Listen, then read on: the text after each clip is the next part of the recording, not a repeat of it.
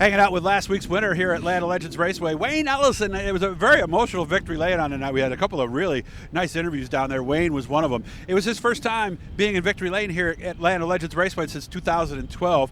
First of all, how we doing? How are things? Good. Fun to be back in the racing program. We got a lot of great sponsors, a lot of great help with the car, so it actually reminds me like when I first started, because we had so many people around in the garage, it was almost too many.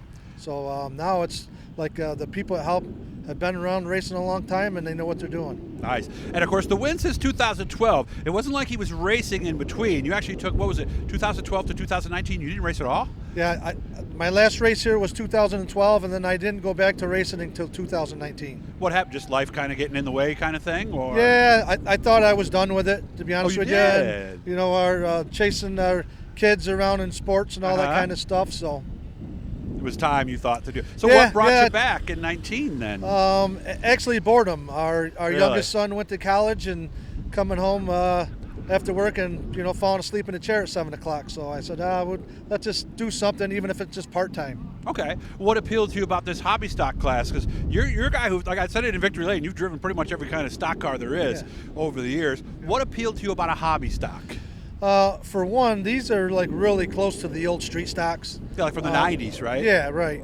And a lot of the stuff that we do on the car, we do ourselves or with friends. I mean, I have guys like Glenn Peters and Bub Burnell and Nate Peckham. They all help out and different things that, we each other back and forth. So, it's fun that way. What exactly is a hobby stock? Because the front clip is still like that 70s F2 Camaro, right? Or is it? Actually, most of the hobby stocks nowadays are G-body cars, all coil cars. So what was a G-body car? Like the Malibu? Yeah, Malibu, Le Mans, things like that. Stuff like that? Yeah. Okay.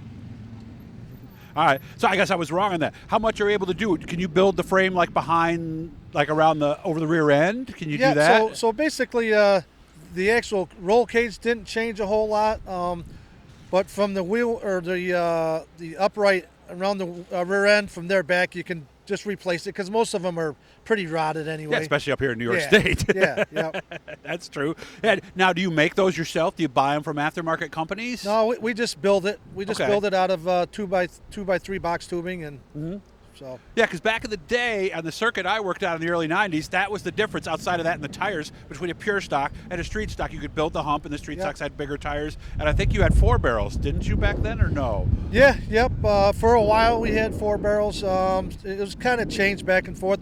For a while we could run 10-inch tires, and then it went back to 8-inch, and then aluminum 4-barrel intakes, and then it changed back to the 2-barrel. So it seems like it revolves every 5 years or so. 2-barrel now? 2-barrel now, yep. Okay, and what are the tires? DOT tires, 235 or 225. Okay, so there's a change too, because that's almost like a pure stock from a tire standpoint, right? And no snows or anything like that, right? Right, they got to be all-season tires, and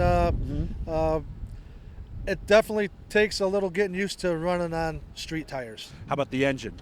355. So 30 over. 30 over. They got a couple different rules depending on what kind of heads. If you run a double hump, you got to run a 2-barrel intake. Double hump?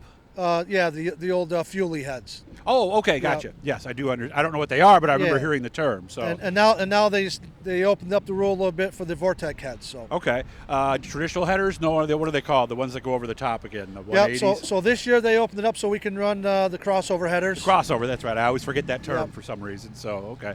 So when we going to get another one tonight? You think? Well, it's.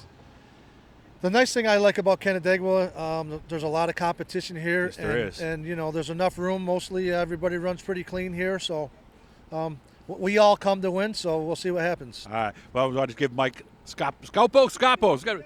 Yeah, give him a shout out, right? And with the flower, it just goes with him, right? He looks good with the flower in his hand. So, guys, hit the Blue E. We'll see you later on. We do a lot of stuff. We want to try to get to the next level on subscribers, so we're trying to get to 3,000. So, you subscribed yet, Wayne? Not yet. I will be. All right, so he'll be doing that later. Mike, you're subscribed, right? Yes, he is. He was one of the early ones, if I remember. So, good to see you, Wayne, and maybe I'll see you down trackside again tonight. Thanks, Rod. Appreciate it. Good job.